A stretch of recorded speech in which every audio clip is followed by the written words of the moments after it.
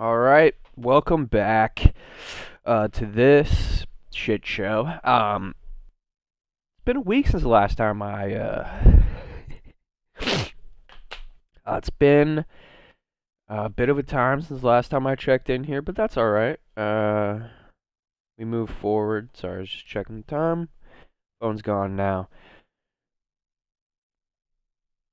I've got some things I want to talk about. So that's what I'm here.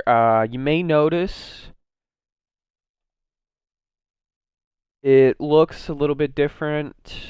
Lighting wise, it looks like there may be a possibility of other people roaming the earth at the hours I'm operating at.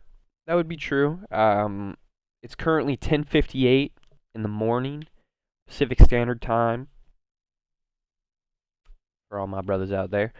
Um, I don't normally operate at these hours, so since I got up this morning to take my roommate to the airport, so since I'm already on the move, I figured let's see if I can channel juices differently in the morning. Maybe it'll be a different type of um vibe. That's kind of a gay word, but I don't really know what else to say. Just gonna spitball here and see how it goes. Excuse me. Also, system's kind of still fighting through it. Something. Right now, it's just the back end of congestion. It's also a little bit chilly. If I turned on the heat, I'd probably clear up a little bit. But I've been listening to a lot of what you call it? Maybe political or social commentary. I don't even know what you would really call it because it's people my age who know nothing talking about things that they don't understand.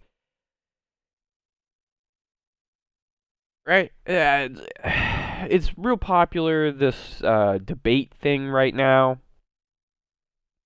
that I see a lot of like popular streamers doing and stuff like that. The ones I'm referring to is uh, Nick Fuentes and Dean Withers did a debate on Aiden Ross's stream with Sneeko or something. That is what happened. And then the one I watched or listened to last night was Nick Fuentes. See, I think he was even saying it wasn't even really a debate, it was just more of a conversation. This is the thing. When I'm listening to, because a lot of the conversation, I'm going to talk specifically about the conversation I was listening to last night. Not so much the people involved or even what they were, but just more so the thoughts. It was it was topics like should women vote or um like are men superior to women? So it's really like these kind of like blanket statements that set up a discussion, if that makes sense.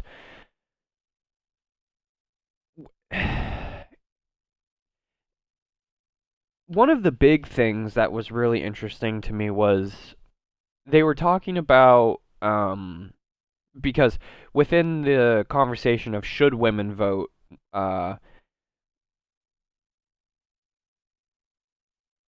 the person arguing that I don't really feel like women should vote, he brought up a great point in saying that, well, I'm saying that women shouldn't vote for the sake of the discussion and because that's the stance I'm taking, but to be completely fair, I don't think that a lot of people should vote. And then he brought up the fact that I mean, I didn't know when I was listening to it, but that like see, and I sound like the people that I'm essentially criticizing, but that's the point I'm making. I'm no better than them. And this is why. Nick Fuentes brought up a point that was essentially like, well, I don't think women should vote, but I also don't feel like people straight out of high school should vote. Like if you're 18 years old and You don't have really any stake in the country. What business do you have deciding the future of it, right? So he was kind of prioritizing like the system that was in place when the country was more so founded, where there was only one thing that the country directly voted on, which was the House of Representatives, and that was the actual population. Whereas primarily it was like head of household, or he was saying like you should own property, or you should, which not even to say I agree with these things or not, because I'm not educated enough to take a stance on any of that.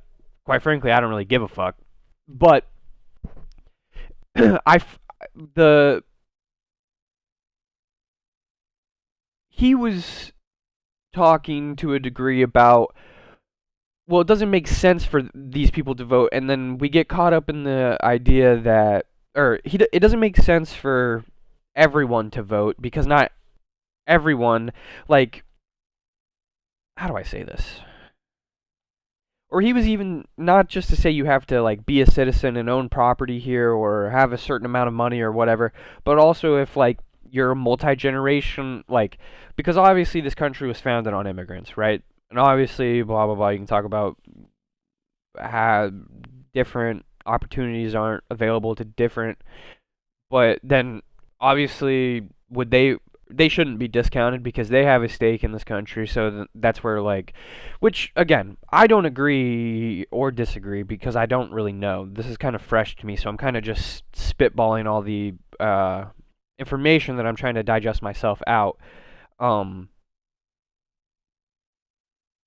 but then the rebuttals to everything or the rebuttals to that point of view was just like, well, we all deserve the right, and we all um have or should have a voice that needs to be heard, or and it's very empathetic, you know, because obviously with me advocating, or if I were to take the stance to advocate for the system that I brought forth, I wouldn't be able to vote. I have no property, I have no stake in the country. I mean, unless we consider the multi-generational, maybe then, but it's not like, the point I'm trying to make is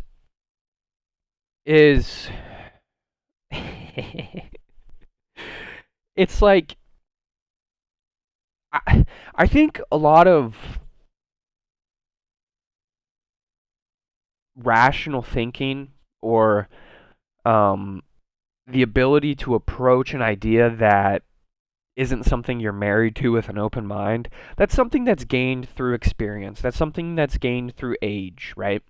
That's gained through disagreeing vehemently against something, finding out you're wrong, and having the humility to accept that, okay? Where I think that that could be considered common sense. So common sense in the sense that it's not necessarily that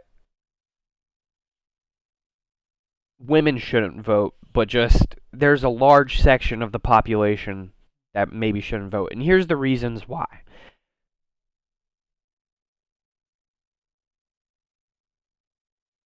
When the response to an argument is given only from a place of emotion and not rationality, or rationale, I suppose, there's a headbutt, you know?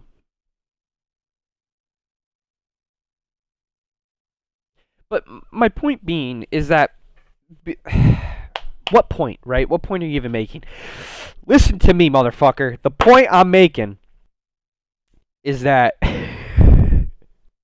I just find it interesting. I find it interesting because I'm listening to conversations of people that are around my age, maybe a little bit older. However, it seems as if the general psyche of my collective age group, let's say 18 to 25 currently in 2024, so being born from 1999 to 2004, within that age range, or whatever, within that age range,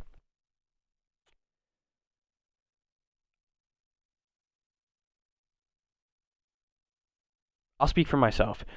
Growing up, I was kind of caught between two different worlds. I was caught between real life, right? Like real interaction, like looking people in the eyes, like shaking someone's hand, introducing myself as my birth name, as the name that I truly carry day to day, the name that I wear on my fucking back. And then there was an entirely different section of my life that was also a huge, I guess you could say, sense of identity. So it was almost as if I was developing two different traits at a time. I was developing my real interhuman personal communication traits. I was developing those as a child, and then somewhere along the line, social media really got involved because I kind of grew up poor, so we had like movies, and we had like DVDs and VHS tapes, and we had um like the radio we would listen to, stuff like that. But we didn't really have like cable TV.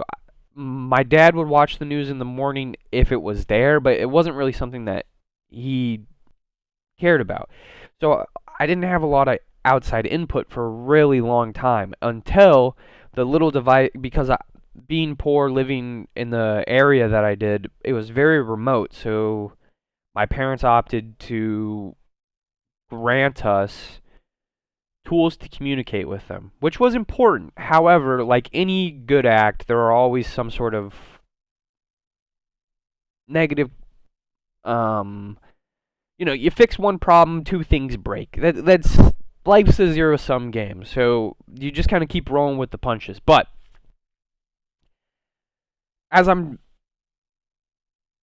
the problem is that because I was so isolated from living so remotely, so being granted this method of communication, it became my main source of interhuman connection, conversation, anything. So whatever traits I was developing personally kind of got stumped the moment that this started to grow exponentially. This being the online persona, right? So like when I was a child,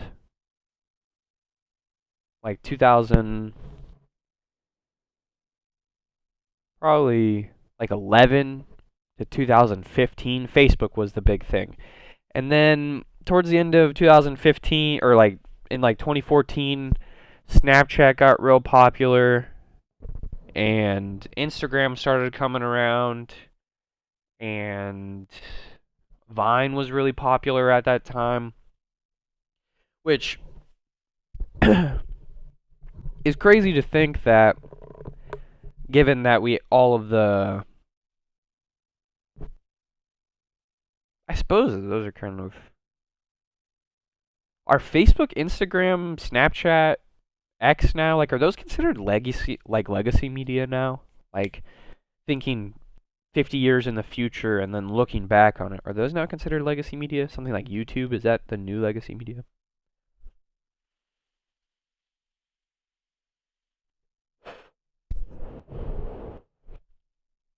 But yeah, anyways, I thought it was very interesting to see people around my age kind of, because this is also the truth. Take a good look. Now imagine this telling you how the world works. Okay? Nobody wants to fucking hear that. I'm a young kid. I don't know anything. I don't have enough life experience to know what's what, or to really give a point that I feel vindicated by. Everything to me is off, like, and that's how it's supposed to be. I'm only 21.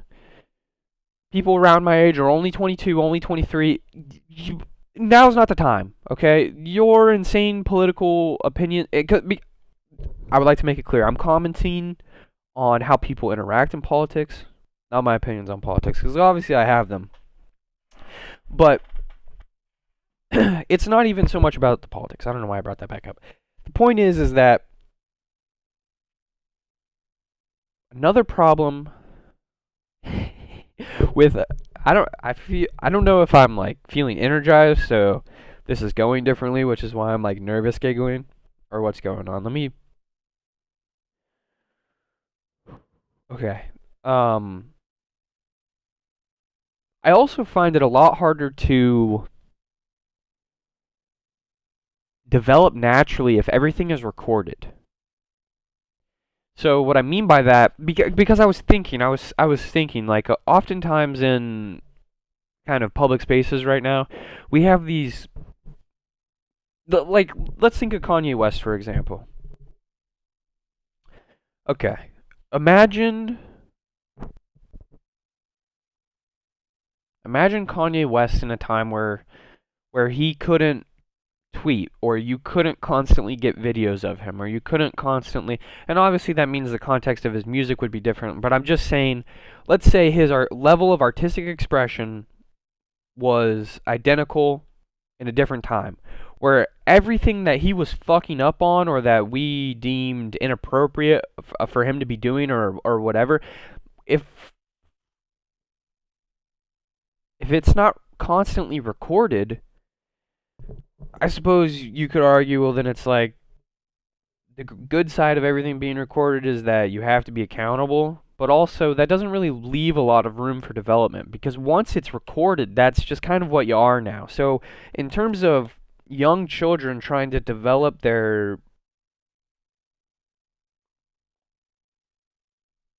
themselves, I suppose, develop themselves in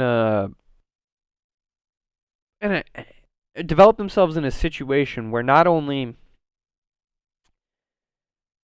is there really a lot of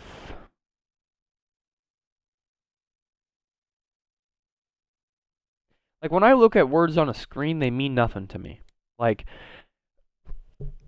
it's a lot different than like hearing someone's voice over the phone or talking to someone in real life or even like FaceTiming. Words and like text as a system of communication can hold a lot of power. I don't think that's necessarily the same if it's coming through a screen. I think there being some like books can be very. Where am I going with this? Children have a hard time developing because everything that they're doing is constantly being monitored or corrected, and there's good need for that, but not at the level at which it is. That's my beef. Um, so I suppose I'm more like projecting this onto the other people around my age I was watching, but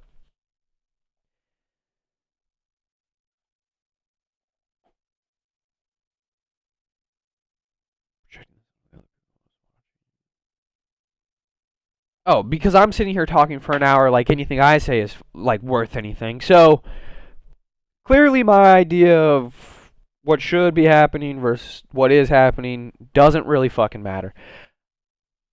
I empathize with everyone because I wish that I could handle myself, or I wish I had. No, I don't wish. I'm aware of the fact that the opportunity that I had to develop myself and my communication skills was drastically different from just about everyone before me. So in terms of catching up, that's all right, but I think that's important. I think the social media shit is for the birds. I've been hearing this thought kind of recited a lot that, or the pendulum swing or whatever. Dude, I'm ready for a flip phone. I'm done with the shit. Um, Seriously, if you want to get a hold of me, you gotta fucking call me, cause I'm pretty much fully removed from social media at this point. Um, Pretty much. Admittedly, I do spend a lot of time on Twitter. And again, why do I spend so much time on Twitter? This is not making excuses, because obviously I could separate myself. But the reason I find myself coming back to Twitter a lot is because whatever sense of community I have, well, major sense of community that I have, primarily communicates through that medium. So I find it hard to separate from that medium because then I'm separating from the community, and that's hard. But I do know it would be better for me in the long run. But so, admittedly, still on Twitter, and my screen time is still 11 hours a day. But to my defense, primarily that is all on YouTube. Like primarily, I fall asleep listening to stuff, which I shouldn't. I think that is affecting my dreams, and I spend too much time listening to YouTube or podcasts. But I get so bored. Being bored is good. That's also another problem. Okay. Talked about. I mean, seriously though, how many times, like, imagine how many times is a genius retarded before he's a genius? And if everything you do is recorded, now you're just really retarded and you had a genius moment. Galileo was probably a fucking idiot. But, whatever. Align the stars or whatever. Fucking idiot. You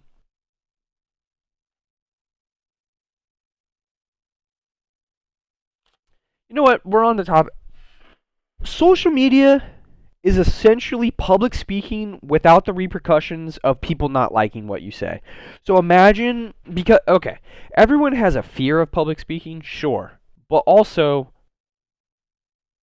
everyone to a degree wants everyone to know how they feel. Can this thing fucking... Come on. Come on, honey. We're working today. We're working. Oh, I'm so fucking jacked. But, so, okay, so again, everyone has, like, a fear of public speaking. However, everyone also, to a degree, wants their opinion to be heard. They feel as if, what they think is valid, and I suppose this is a blanket statement because there are outliers. Not everyone feels this way. Clearly, I don't feel this way. I've taken the objective stance that nothing I say matters. But still, here I am talking in front of a camera with the hope that someone comes across it and it means something to them. The difference is when you are able to project all of your opinions in a way that, like, let's say I'm in a place, a synagogue, and I say something. No, never mind.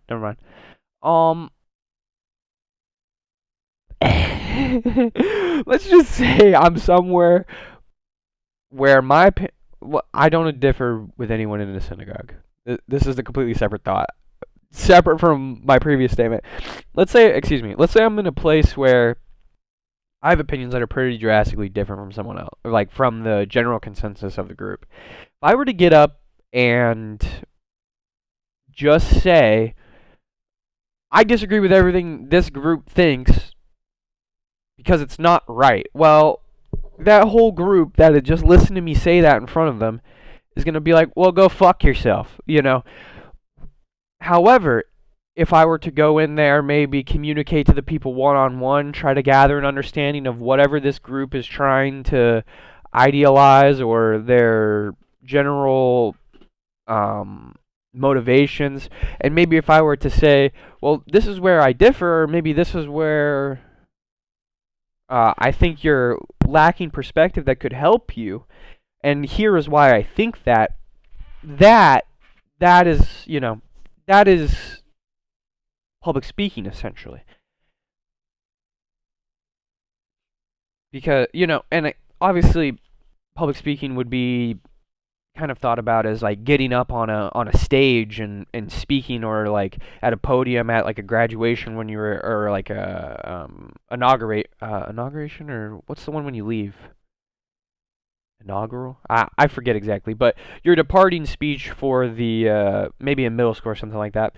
But if you're going into a crowd that you know has a different opinion than you, and then you're slowly making your rounds as to, I mean, that's essentially public speaking, because people are going to start to pick up that, you know, and then there's chitter chatter, and these people are all close, so they're gonna detect the outlier, or the you know, the odd one out, essentially.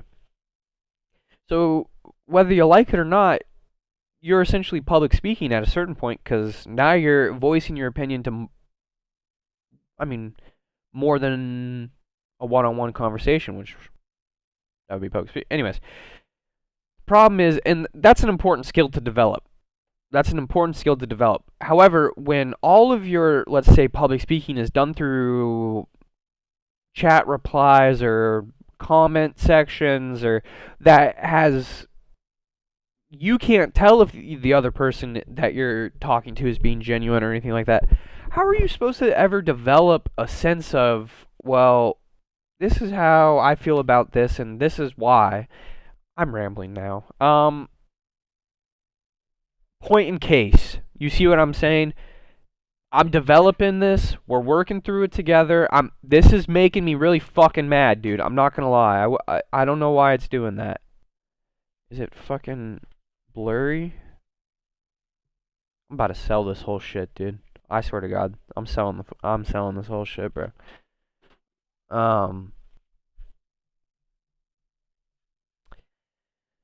But yeah, all I'll really say politically, because I'm not Billie Eilish. I'm not endorsing anybody. The fuck do I know? Dude, politics right now, from my small, minute understanding, it feel like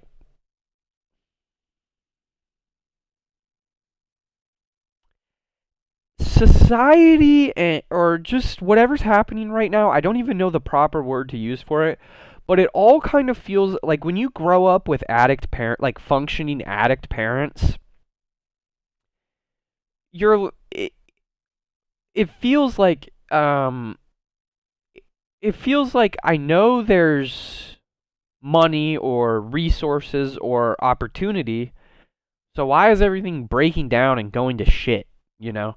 It's like when you're a child growing up with addict parents, you start to conceptualize that it's like, okay, well, this is how much this should be, or this is needs to happen, or this, and then you know that there's a specific means to accomplish those things, but then, and it got accomplished, but these things weren't taken care of because these things were taken care of. And then you're like, well, wait a minute, you know? I thought I was being told we have to do X, Y, and Z first before we can really enjoy or whatever. So why is everyone having a good time and, you know, the plumbing's like the lights are off? You see what I'm saying? It's very confusing. It feels well, I think that's the point. I think it's all just kind of a point to confuse us. I think that's there's no point in thinking about it because you can't really do nothing about it. That's how I think that we can all do something about it collectively. But that doesn't come from thinking about the nitty-gritty parts of like what is actually happening in the Oval Office right now and what decisions are being made, because you and I can't control that. However, if we collectively think a certain way and that moves forward, and a lot of people think that way, maybe change can be enacted. And I'm not advocating for repealing the 19th Amendment. That's not my job. Not what I'm getting at. I'm just saying I think a lot of people are craving humans again. I think that we went through a time where the average person. Holy shit!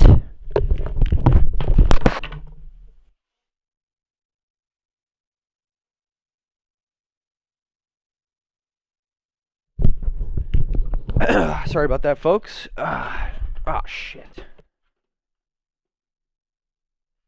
Alright, fix that. I think. What was I saying? Oh, I think we went through a time for a long time where humans were really sick of other humans, you know? I think that we kind of went through this, um,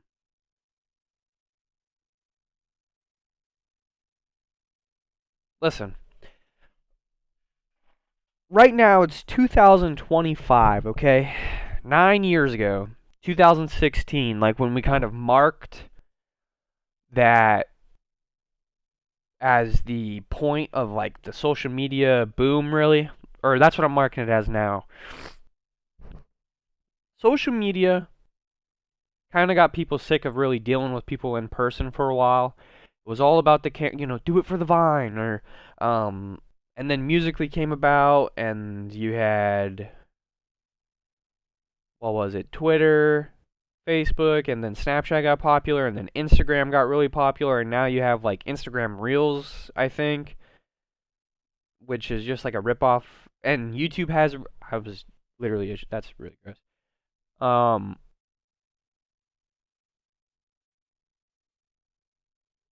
but and everyone was kind of content with that. Everyone was kind of content with just kind of talking through a headset. Hey, myself included. Kind of just observing life as opposed to living it. And then we all kind of got locked down, and then we were like, "Oh, we really can't communicate with other people like this." And listen, I also, again, I really enjoyed COVID. I liked having a reason to never leave my house or take off my headset or go. At the time I was in high school, I liked sleeping through school. Uh, to be quite honest with you, I benefited a lot from COVID. Um, and I think some people did. Maybe it was harder on others. Sure,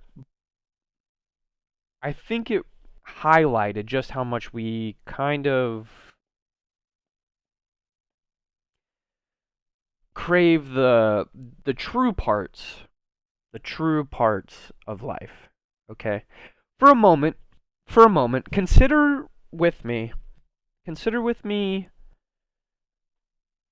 your cell phone to be no different than a heroin needle. No different than a heroin needle. And for, you know, currently no different than a heroin needle. Or maybe fentanyl patch. However extreme we want to go, right? Um, but in 2016, it was just a couple lines on the weekend. You're doing some coke and blow and, hookers with the boys. When in Rome. So the problem is, when in Rome, maybe it's all right to participate. But when you start bringing Rome home with you, you know, when you're inside the bathroom and at your office job at fucking 9:30 in the morning, you're sweating profusely through your pits, and you're bumping lines off your fucking finger. I've never done coke. I don't really even know what I'm talking about. My point being is, or eventually it's not as fun. You know what I'm saying? Eventually the party's over, and then you're starting to look at that heroin needle like, well, it's doing its job, but I'm kind of over however it's working for me. I think that that's kind of where I'm at with. I'm so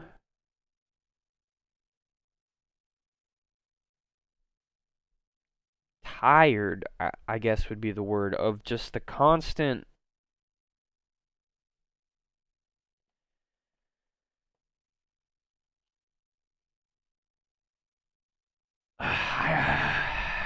I mean, it literally, like, how do you even conceptualize it? I think that my heroin addiction is coming to an end when it comes to a lot of my um consumer, I would say, consumer habits, such as, like, actually that's not true, I shouldn't say that, fuck, consumer habits in the sense of, dude, I'm over social media. I'm trying, excuse me, I'm getting worked up now. I'm trying to fully remove myself. I think it's probably one of the most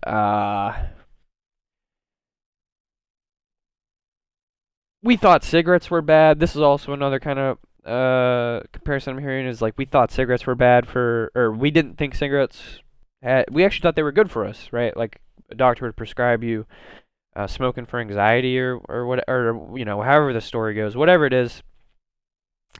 Now we know that there are long-term health effects. I think that now that we're having a large enough sample size due to the time experienced and comparing what life felt like before this kind of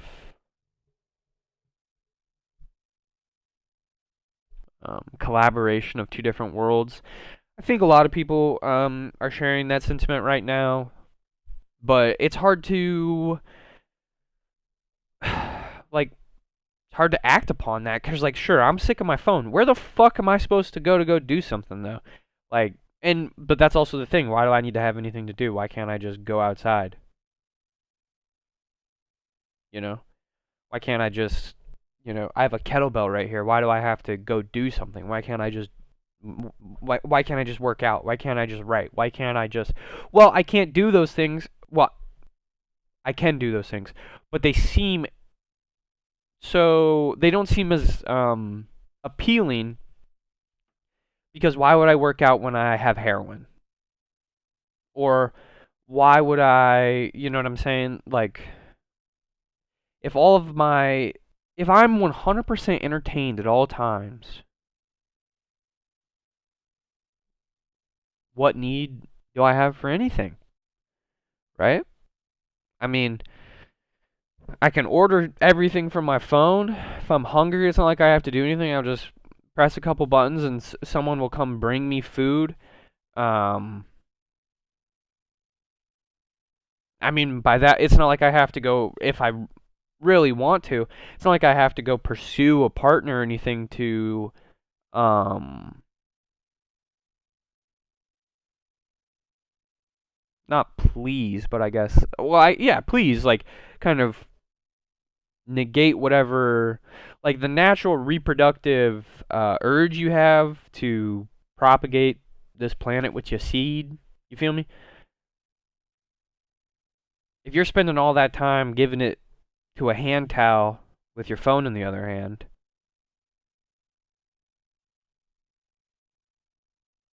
I mean, it works, but it's not. But the problem is I have no desire to go pursue the long, um, the not long term, but the goals beyond the horizon, right? Like I see this kettlebell, and I know what to do with it, and I know I'll feel better after I do it, but it's harder for me to conceptualize feeling better after I do it because it's not right here in front of me. As opposed to when I go pick up that phone, my brain is going to have an instant chemical reaction to everything that it's showing me. And I don't know if anyone else is on dead internet theory, but I'm all on it. I'm sick of looking at my own brain all day. I'm sick of observing all the fucked up shit that this fucking supercomputer is telling me that is the way that I see the world. I'm sick of seeing people die. I'm sick of seeing titties all the time. I want some fucking decency. People die. No one looks at it. Women get undressed in private. I'm done with the gluttonous, deviant behavior. No, I'm not. I can't stop touching my weenie, but it's a problem, and so that's why I'm trying to get completely off of all social media for the most part. X is probably the worst for this in terms of seeing people die or racist rhetoric, or not racist, more so hateful. Racist, I don't really care because not everything that's racist is hateful. Fucking tough shit. But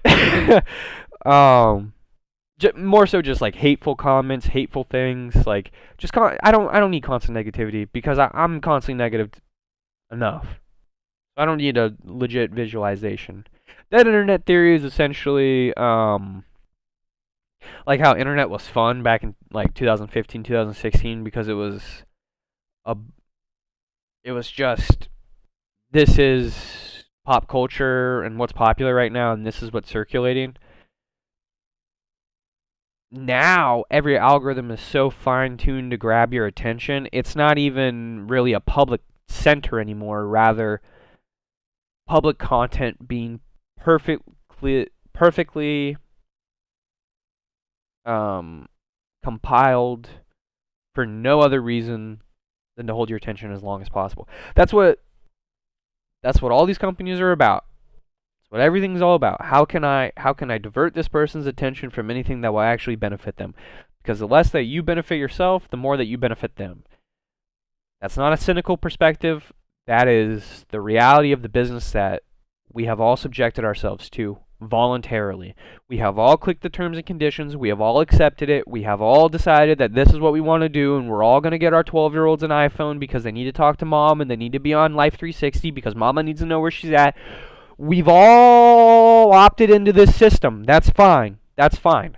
I'm not saying this is anyone's fault. I'm not blaming the people who made a lot of money. What's the thing? Steve Jobs kids, they're never going to have screens or whatever. Before he died, he was talking about they keep them away from, because that's the point. That is the whole point. You give me your attention, I make money off of it, you don't benefit at all. You benefit from the sense that you're 100% contempt. You're contempt with your miserable life. Miserable in the sense that it's not actually really anything, because you're not actually developing anything, but just consuming things that are giving you that are mimicking the feelings of long-term development of certain things. I've ranted for 40 minutes about social media. I've ranted extensively about that a lot. I feel like the new age Ted Kaczynski.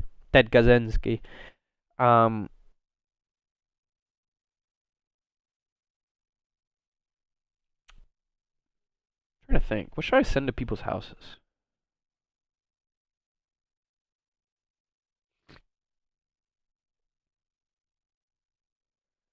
I need like a good, like some sort of sigil that represents my brain, and then I'll just send it in boxes to people's house and be like, I'm the new age Unabomber. Here's 4 pine cones because it's jack shit. You know what I'm saying? I'm not sending bombs to anyone's house unless. I mean, I've been called a bomb a couple times. You know what I'm saying? So if anyone.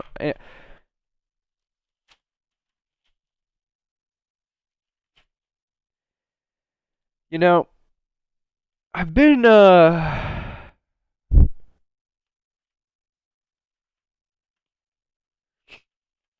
more than just, I suppose, social reflection. Very interested in the reflection of myself, obviously, as everyone is.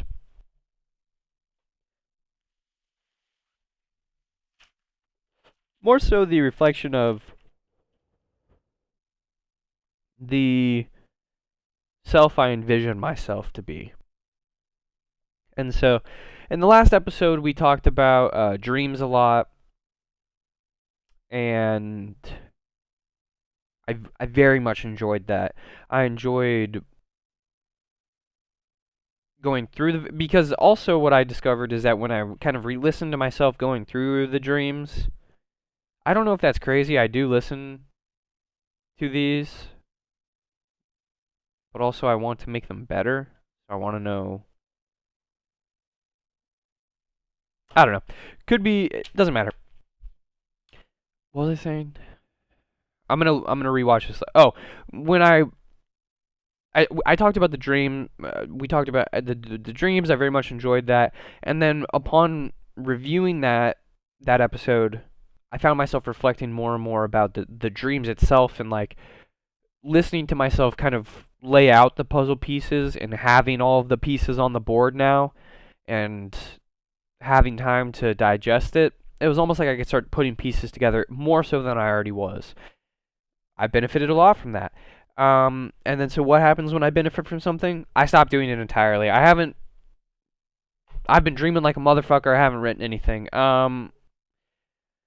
Which was even one of the central themes of one of the dreams I had, which was I was doing something good for myself and then immediately ruined it with something that made me feel not so good.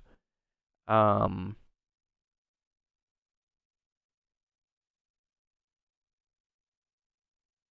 how vulnerable do we want to be? Ooh, that's a tough one, you know?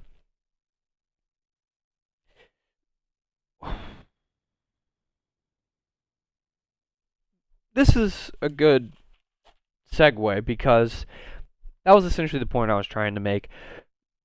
I reflect on these episodes and then I find that the episode could have been more powerful if I allowed myself to be more vulnerable. Vulnerable in the sense that there could be more to the story that would bring up a broader perspective of the events that happened, or rather an ability to perceive a broader perspective of the events that happened, so as to kind of follow different trails on the web, maybe kind of figure out the big picture. That's my goal with pretty much everything. It was very interesting when I got to do it with the dreams. It's kind of what I want to do with this. I am.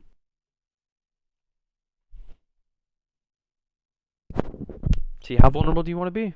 Because how much do I want out of this? So how much am I willing to give?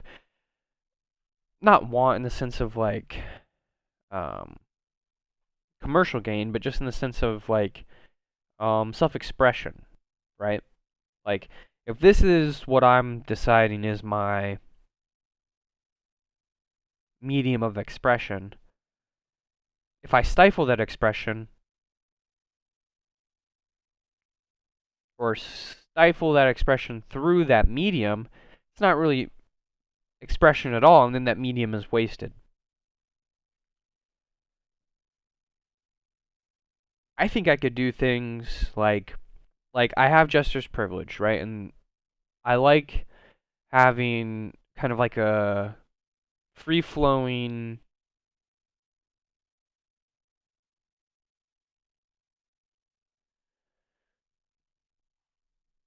I like having a time that I can just kind of let all my thoughts out and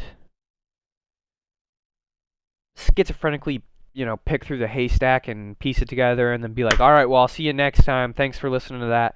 And I do enjoy that, but I also and I'm not already trying to change something. It's not what I'm trying to do. I think that I have an ability to do more. I think that I could do this, and I'm good at this, being obscure ideas and trying to piece them together. Fuck, no free promo. But I also feel like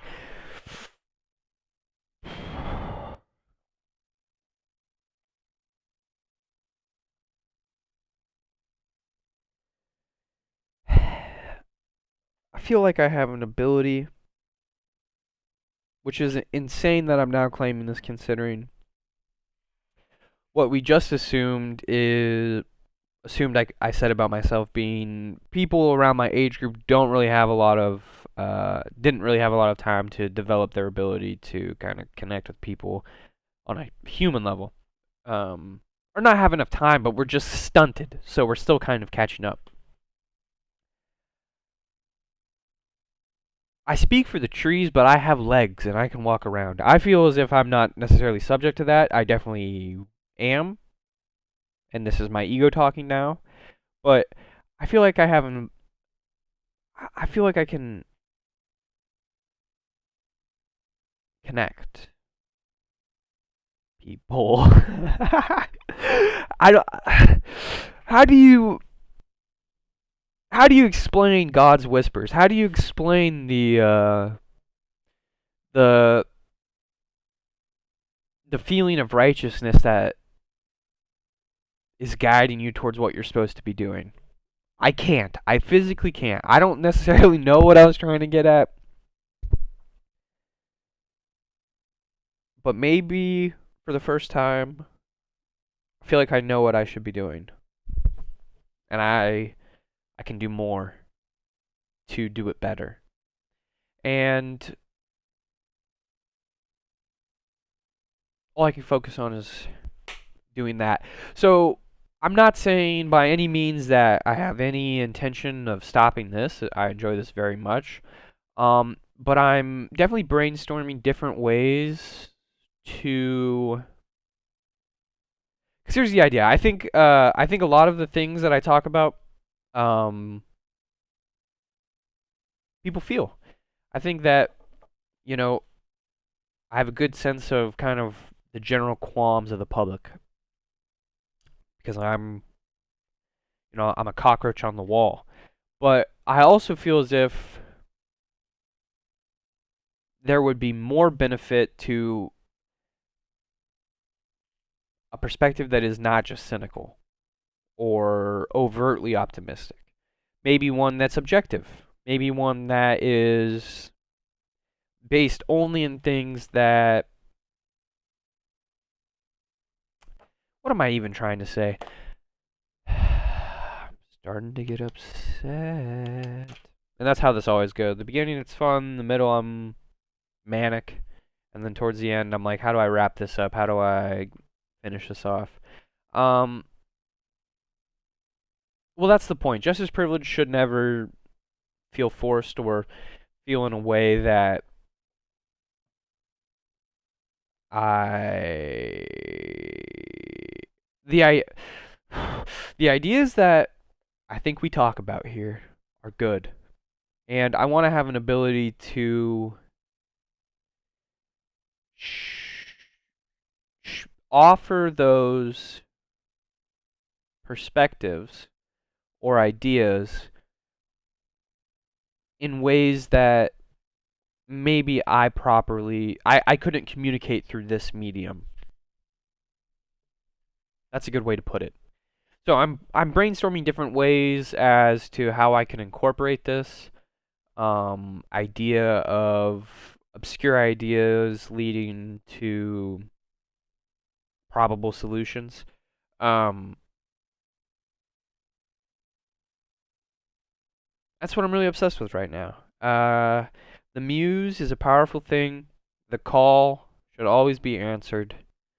Um, I don't necessarily even know what that means yet, but by golly, heed those words, folks. Um, or don't. Or don't. I don't really give a fuck, to be quite honest with you.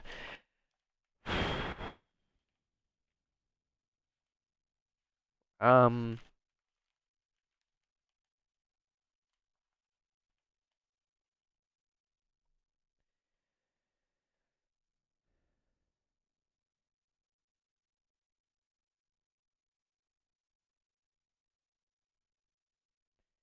this has helped me loosen the anaconda that is my ego from worrying so much about outcomes. Depression is living in the past. Anxiety is living in the future. Peace is living right now. Peace is having your toes in the sand. Take your socks off, kid.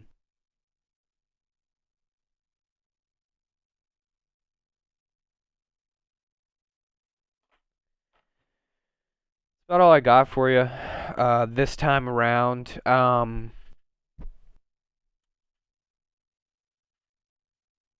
already broken a promise to you. Last time I was here, I said you'd see me sooner than the last time you saw me. Technically, that's false. So, I'm no longer going to promise anything because I'm not worth shit at that. I strongly believe in my ability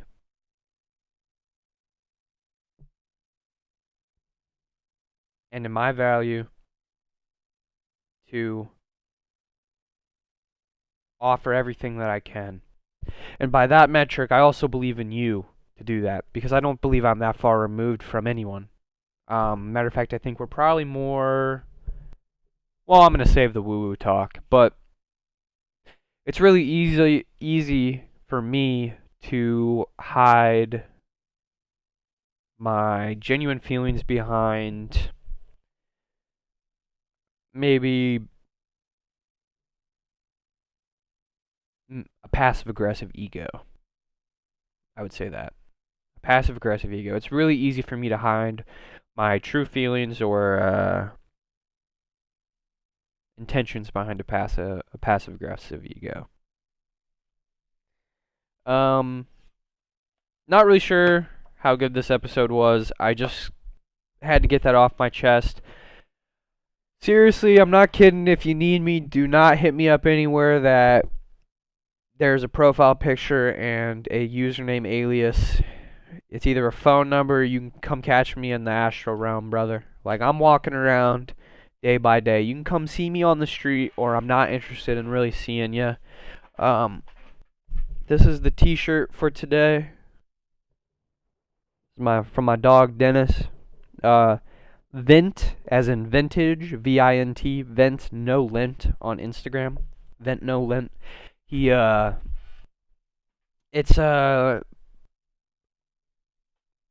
it's his pride and joy. He goes and he finds vintage clothes, and then he advertises them and gets them to the people that really would like them for a fair price. And I love that motherfucker. Shout out all my Asians. Asians have never done me dirty. Have they? I don't care. I don't give a fuck. I love that Asian. Any other Asian does not. My feelings towards other Asians don't negate the feelings of that Asian. So, you're a racist bigot, not me.